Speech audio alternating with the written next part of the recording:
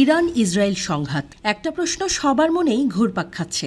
ইরানের কাছে কি পারমাণবিক অস্ত্র আছে, কিংবা ইরান পারমাণবিক অস্ত্র তৈরি থেকে ঠিক কতটা দূরে?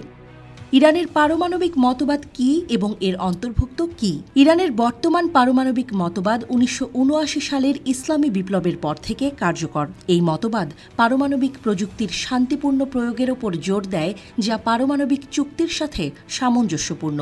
এই নীতির মূলে রয়েছে ইরানের ইসলামী বিপ্লবের নেতার নির্দেশ, যিনি বারবার জোর দিয়ে বলেছেন যে ইরান চাইলেও পারমাণবিক অস্ত্রের দিকে নজর দিচ্ছে না। ইরান ও ইসরায়েলের পারমাণবিক কর্মকাণ্ড কিভাবে আলাদা? ইসরায়েল আজ বিশ্বের অন্যতম পরমাণু শক্তি। এটি প্রোটোকল লঙ্ঘন করে মার্কিন যুক্তরাষ্ট্র এবং ফ্রান্সের প্রযুক্তিগত সহায়তায় ১৯৫২ সালে তার গোপন পারমাণবিক কর্মসূচি শুরু করে। ইসরায়েল ১৯৬৭ থেকে ১৯৬৮ সালের কাছাকাছি প্রথম পারমাণবিক অস্ত্র তৈরি করেছিল বলে মনে করা হয়।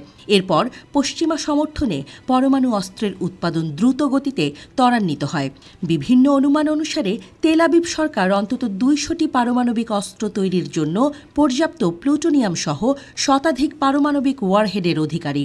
অন্যদিকে ইরান শান্তিপূর্ণ শক্তির উদ্দেশ্যে পারমাণবিক কর্মসূচি চালিয়ে যাচ্ছে।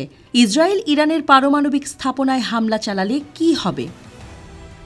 প্রেসিডেন্ট ইব্রাহিম রাইসি দ্ব্যর্থহীন ভাষায় সতর্ক বার্তা দিয়ে বলেছেন, যে কোনো সামান্য আগ্রাসন হলে কঠোর জবাব দেয়া হবে। পররাষ্ট্রমন্ত্রী হোসেন আমির আবদুল্লাহিয়ানও ইসরায়েলের ড্রোন হামলার পর শনিবার থেকে বারবার সতর্কতা পুনর্ব্যক্ত করেছেন।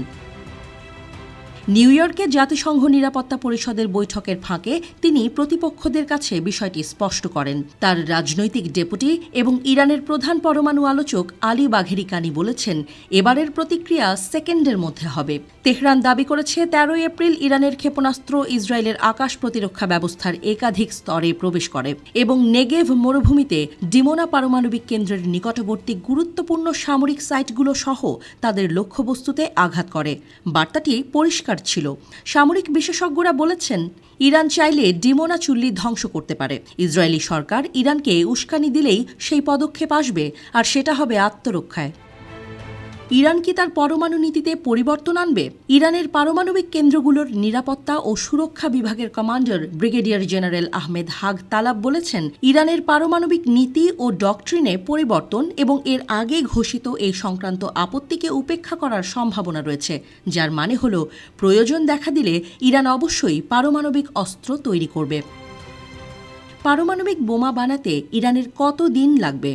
জাতিসংঘের পারমাণবিক পর্যবেক্ষণ সংস্থা ইন্টারন্যাশনাল অ্যাটমিক এনার্জি এজেন্সি বা IAEA এর মতে, ইরান ইউরেনিয়ামকে ৬০% পর্যন্ত সমৃদ্ধ করার সক্ষমতা অর্জন করেছে। যে পরিমাণ ইউরেনিয়াম মজুদ আছে তা যদি আরও সমৃদ্ধ করতে পারে, তবে অন্তত ২টি পারমাণবিক অস্ত্র তৈরিতে সক্ষম হবে দেশটি।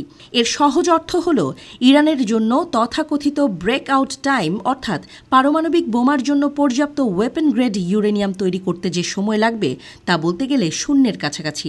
সম্ভবত কয়েক সপ্তাহ বা কয়েক দিন লেগে যেতে পারে।